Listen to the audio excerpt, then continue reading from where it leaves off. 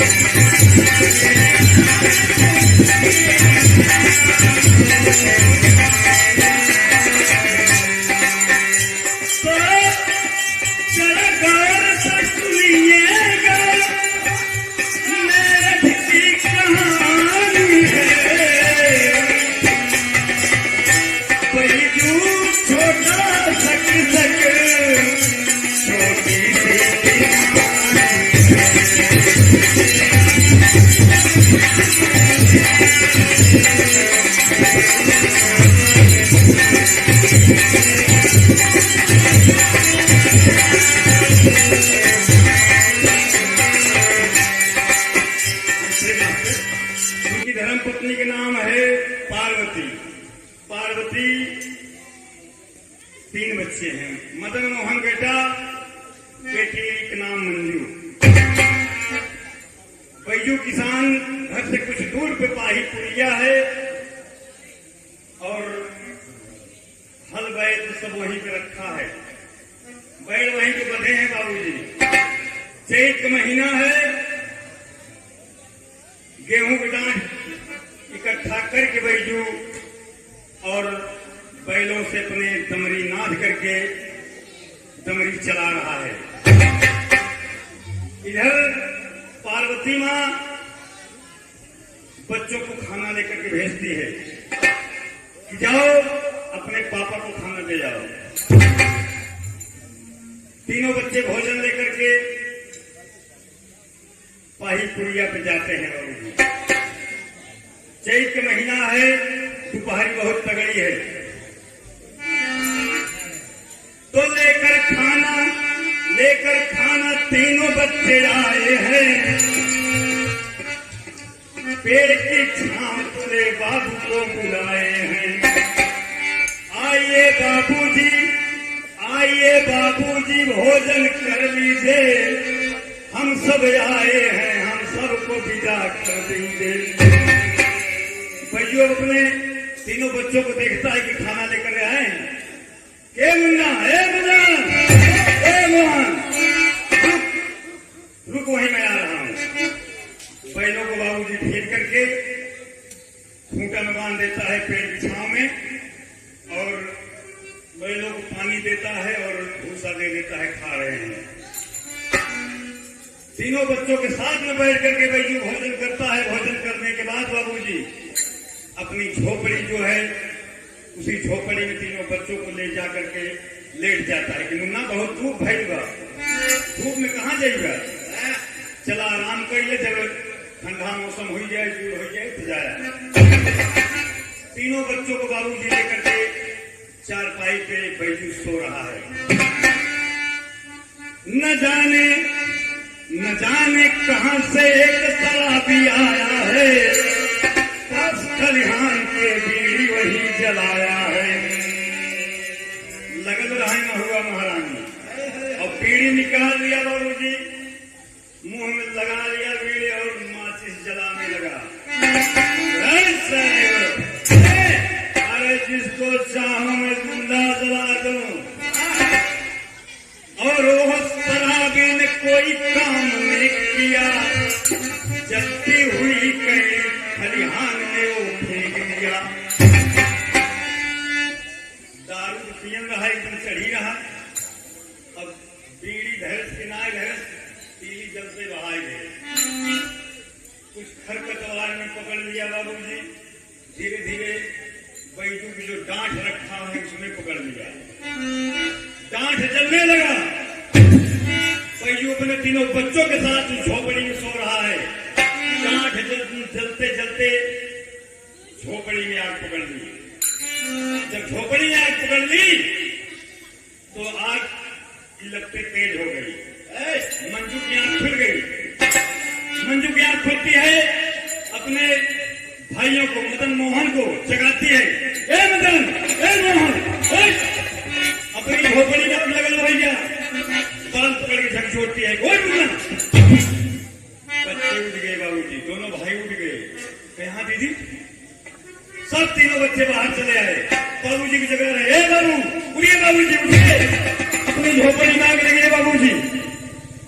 बैजू की आंख खुलती है बाबूजी, तो देखता है कहां मुन्ना, अरे झोपड़ी नहीं, एक इस देश का किसान जल रहा है। बच्चे तीनों बच्चों को बाहर फेंकता है, ढकेलता है कि निकल जाओ तुम। सब बच्चे बाहर निकल गए बाबूजी, और हल्ला मचाते हैं कि दौड़ा गांव वाले, हमारी झोपड़ी में आग लगा दौड़ा।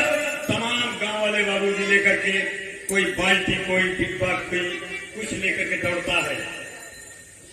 आकर के सब बाहर खड़े हो जाते हैं, देखते हैं कि बैजू झोपड़ी के बीच में चारों तरफ से आग जल रही है। कहते हैं बैजू बाहर निकलो, बैजू निकलो निकलो। लेकिन बैजू निकलने की प्रयास करता है बाबूजी, तभी उस समय मड़ही के बड़े जल करके, वही बैजू जिसे निकलने का प्रयास करता है, मड़ही बड़े जल चुके थी, टूट के गिर पड़ती है बैजू के कमर पे, और दब गया बैजू। किसान अपने तीनों बच्चों को बुला करके कहता है, अंतरे मास्टर,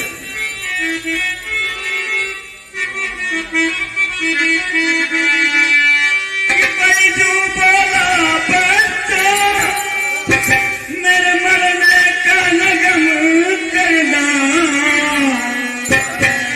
माँ से जाकर कहना,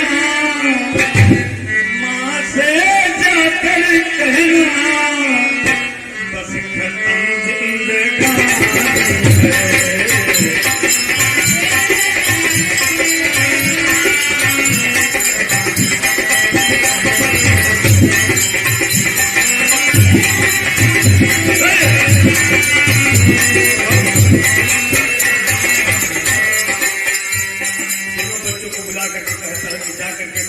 कह देगा कि बाबूजी इस दुनिया में नहीं रहे। बाबूजी इतना कह करके बैजू मड़ही में अपना प्राण त्याग दिया। तीनों बच्चे रोते हुए माता पार्वती के पास पहुंचते हैं कि माई, बाबूजी अपनी झोपड़ी में जल के प्राण त्याग दिए। बाबूजी पार्वती जैसे खबर पाती है, रोती बिलखती उस पाही पुरिया पे पहुंचती है। पाही पुरिया पे पहुंचती है और देख करके रो रही है बाबूजी, जिसका इस भरी जवानी में सुहाग गुजर जाए, उस अबला से पूछिए कि उसके दिल पे क्या गुजरती है। प्रिय गीत में मास्टर विलाप कर रहे पार्वती।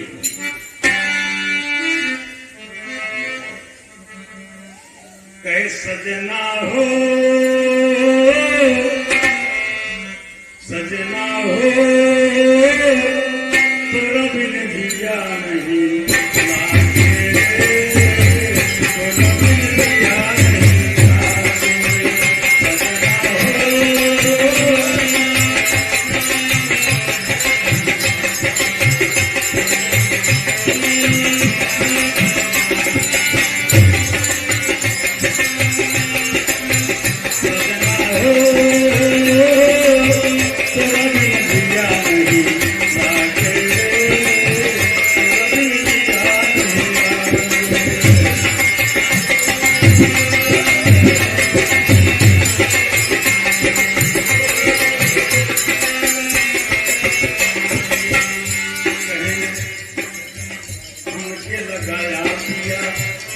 लगाया पिया बोला चलिया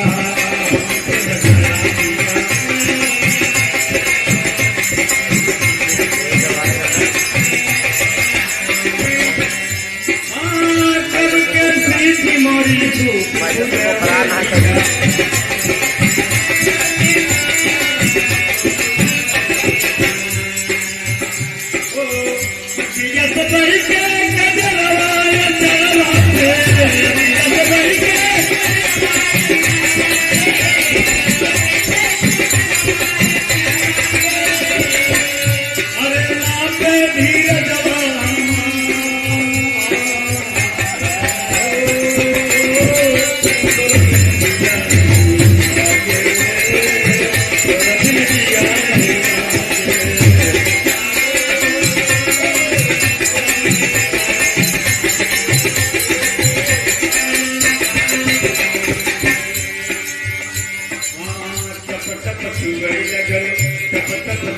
लगल परस लोरिया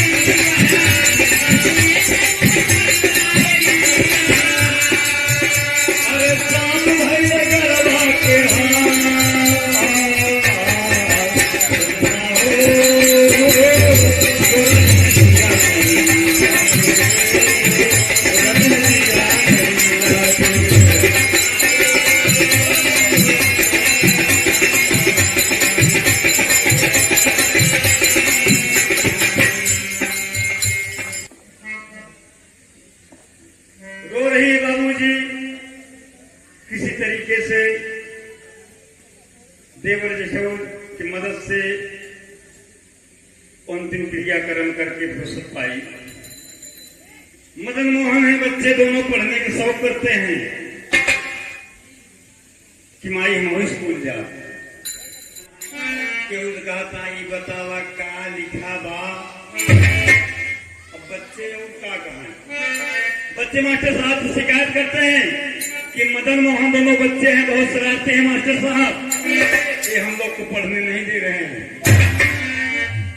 तो मास्टर साहब बुला के पास में जाओ और डंडा लेकर के हाथ में बाबूजी मदन मोहन को कहते हैं सुन पर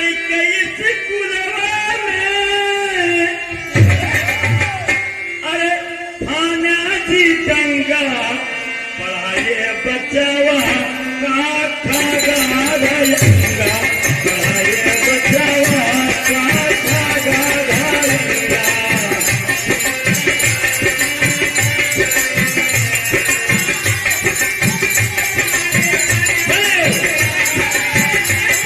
प्रयागराज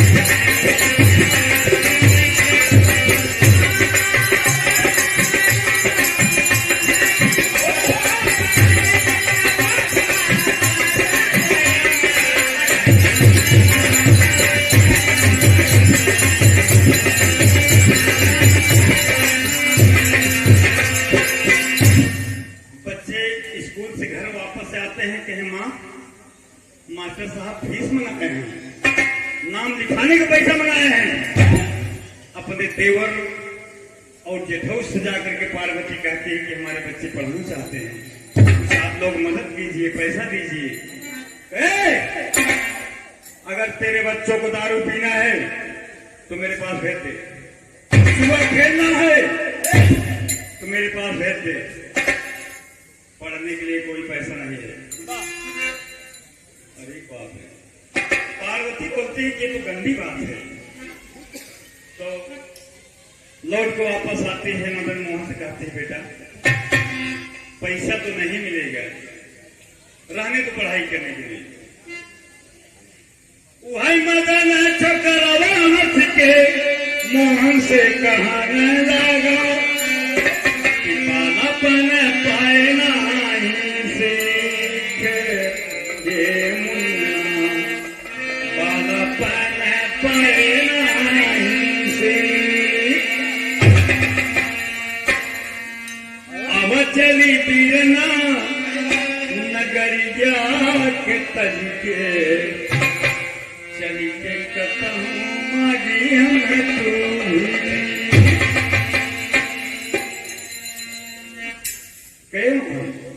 चल मेरे पीछे चल के। अरे बहुत शहर सुनवाई ही दो या ना चार आना मांगा पढ़ाई के लिए तो कोई ना नहीं बोलेगा। कभी को टेरी को भाव देना पड़ा।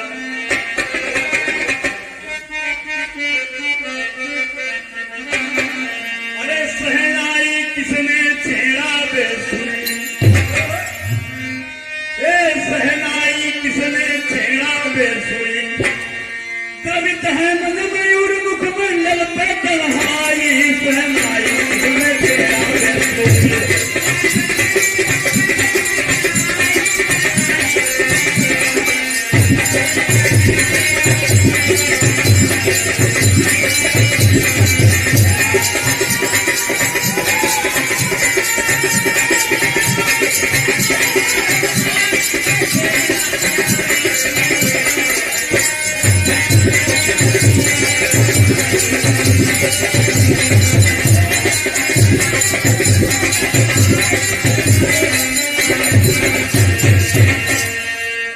दोनों बच्चे मेरठ स्टेशन पे पहुंच गए बाबूजी, कहें तब तक गाड़ी आ गई,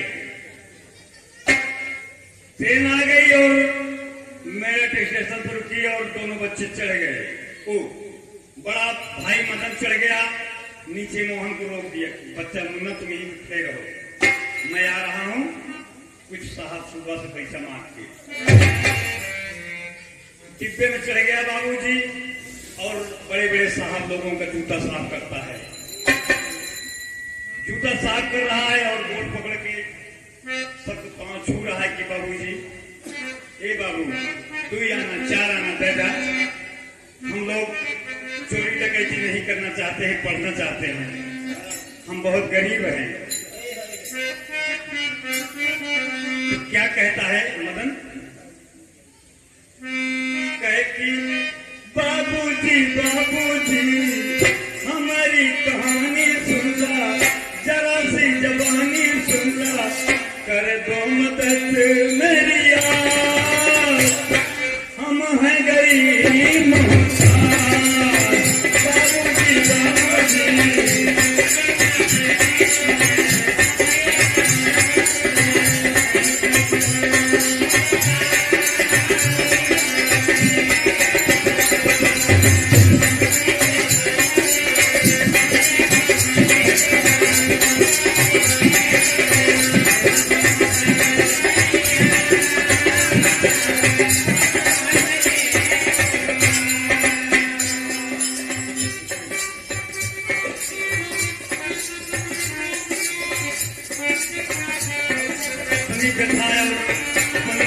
बता रहे हैं बाबूजी, ट्रेन से चढ़े हैं दोनों बच्चे, मदन बता रहा है कि बाबूजी आग में जल के पिताजी मर गए, विधवा माता अकेली,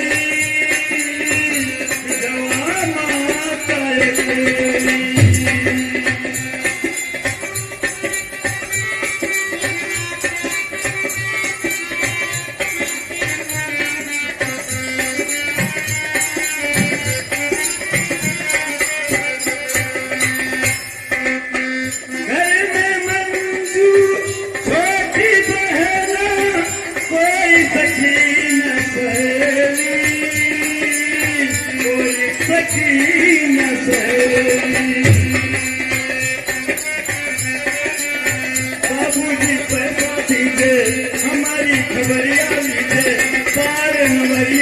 के टूट गई सबना हम हैं गरीब मोहताज।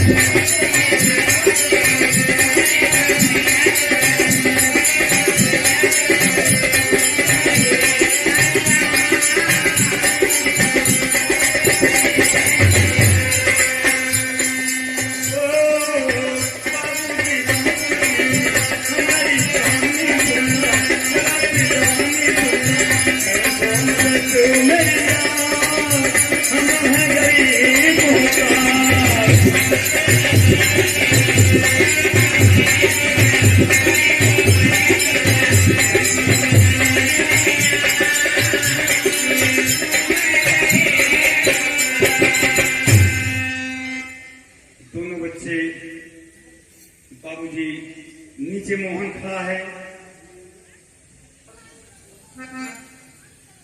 मोहन नीचे सोच रहा है कि मैं भी भिक्षा मांगूं।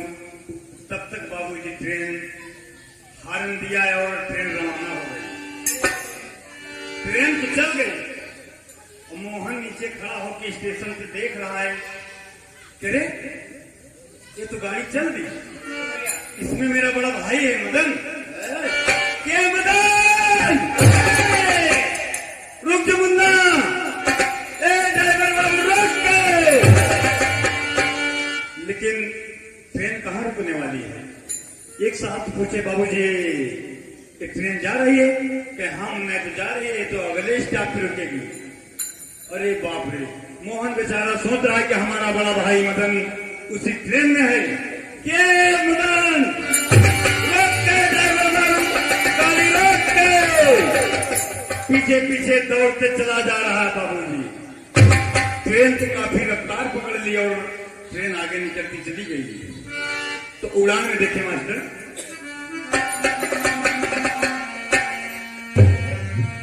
लगी चोट पत्थर की मोहन गिरा वहीं बाहर आई। लगी चोट पत्थर की मोहन गिरा वहीं बाहर आई। अरे खून से लथपथ मुन्ना छोटा जोर जोर चिल्लाई हो, सहनाई किसने छेड़ा दे सुई। एक डाकू का सरदार बाबूजी उस बच्चे को जब देखता है लहूलुहान हुआ है, अरे उठा के अस्पताल में देने लगा दुहाई।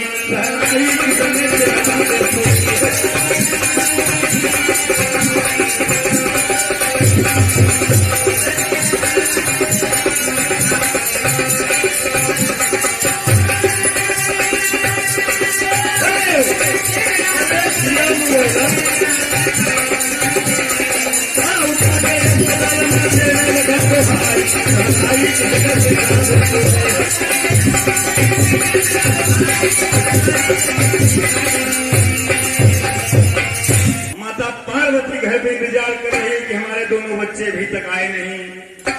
जो कुछ रोटी सूखी है बाबूजी भोजन बना के देख रही है पार्वती राह, लेकिन बच्चे तो बिछड़ गए। इसको उठा लिया डाकू का सरदार, ले जाकर के भर्ती कर दिया अस्पताल में। बाबूजी दुहाई देने लगा कि हे भगवान, आज तो कुछ हम अपने जिंदगी में एक नेक काम कर रहा हूं। बच्चे को जब होश आती है तो बच्चे से पूछता है कि मुन्ना तुम्हारा नाम क्या है? हाँ मेरा नाम बच्चा भूल गया। तुम्हारा घर कहाँ है? किस गांव के रहने वाले हो? किस जिले के रहने वाले हो? दोनों हाथ जोड़ लिया मोहन, बाबूजी मुझे कुछ पता नहीं है। डाकू का सरदार सोचा कि मैं इस बच्चे को इसके घर तक पहुंचा देता, लेकिन अब क्या बताऊं। इतना उसको ध्यान है कि हाँ हम दो भाई हैं, पढ़ने के लिए भिक्षा मांगने निकले थे बाबूजी, और बाकी सुध खो दिया। तो वही डाकू का सरदार क्या कहता है, कहिए तो पढ़ाई लिखाई नहीं होई मुन्ना, सीखा तू डकैती वाला काम हो रामा।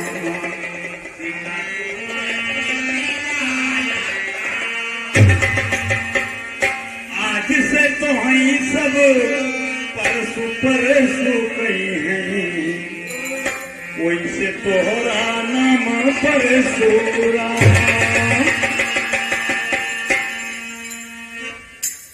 इलाके का विख्यात डाकू हो गया बाबूजी, डाकू परशुराम। मोहन से डाकू परशुराम हो गया। यहाँ की बात यही छोड़ दीजिए। और जो मदन ट्रेन में जा रहा है बाबूजी, उसको एक बहुत बड़े MBBS डॉक्टर से मुलाकात हो जाती है। डॉक्टर साहब बुलाते हैं, बच्चे यहाँ आओ, क्या नाम है तुम्हारा? कहें सर मेरा नाम मदन है। कहें तुम किस लिए भिक्षा मांग रहे हो? कहें साहब मैं पढ़ने के लिए भिक्षा मांग रहा हूँ। कहें तुम पढ़ोगे? कहें हाँ बाबूजी मैं पढ़ूंगा। कहें तुम जितना पढ़ोगे मैं उतना पढ़ाऊंगा और तुमको पढ़ा लिखा करके मैं एक बहुत बड़ा डॉक्टर बनाऊंगा। बाबूजी वो डॉक्टर, बड़ा डॉक्टर जो था, वो ले जाकर के मदन को इतना पढ़ाया, इतना लिखाया। और उसी ट्रेन में जब भोजन टिफिन खोल के देता है कि मुन्ना तुम भूखा हो ना? कहें हाँ बाबूजी भूख लगी है। टिफिन खोल के दे देता है, तुम खाना खा के पहले शुद्ध हो जाओ। जैसे पहला कवर उठाता है बाबूजी, अपने छोटे भाई मोहन की याद आ जाती है। बोला बाबूजी मैं भोजन नहीं करूंगा क्योंकि मेरा छोटा भाई मोहन भूखा है, मैं खाना नहीं खाऊंगा बाबूजी। कहें मुन्ना तुम्हारा छोटा भाई कहाँ है? कहा वो मेरे स्टेशन से छूट गया। कहे अब उससे मुलाकात तो नहीं होगी मुन्ना। ले गया डॉक्टर साहब ने मदन को इतना पढ़ाया बाबूजी। पढ़ा करके एक बहुत बड़ा डॉक्टर बना दिए, डॉक्टर मदन इंचार्ज। बड़ी अस्पताल का बड़ा डॉक्टर हो गया बाबूजी मदन कुमार। वक्त गुजरता गया और इधर मां पार्वती, मंजू बिटिया धीरे धीरे सयानी हो गई और मंजू पूछ रही कि मां मदन भैया और मोहन भैया नहीं आए। और बाबूजी इसी बीच जब सयानी हो गई तो उसी गांव के मुखिया हैं, जो मुखिया का बेटा है जिसका नाम राकेश है, उससे वो मंजू प्यार करने लगी। जब शादी की बातचीत दोनों में हुई तो मुखिया साहब ने कहे कि 50,000 रुपया नगद दहेज चाहिए और एक गाड़ी चाहिए। बेचारी पार्वती इतना गरीब जिसका पति बाबूजी बहुत जल्दी खत्म हो जाए, वो बेचारी कहाँ से पैसा इकट्ठा करेगी। और एक दिन मुखिया साहब बैठू किसान के दरवाजे पे आ गए और देखते कि पार्वती बाबूजी मुखिया के यहाँ पर बराबर काम धाम करने जाती थी और मेहनत मजदूरी से अपने बच्चों को पेट पालती थी। देखा मदन को, देखा मुखिया ने कि मंजू सयानी है। कहे पार्वती किसकी लड़की है? कहे मुखिया साहब हमारी लड़की है। कहें कल तुम काम पे नहीं आओगे, इस लड़की को भेज देना काम पे और 10 रुपया रोज मिलेगा इसे। आकर के पार्वती अपने बिटिया को समझाती है कि बेटी जाओ कुछ पैसा कमाओ क्योंकि तुम शादी जोड़ भी हो गई। लगा मास्टर सच धज के मंजू जब काम पे जाने लगी तो और सखी सहेली के मंजू अरे आज बहुत सब धज के जान वाले क्या बात है?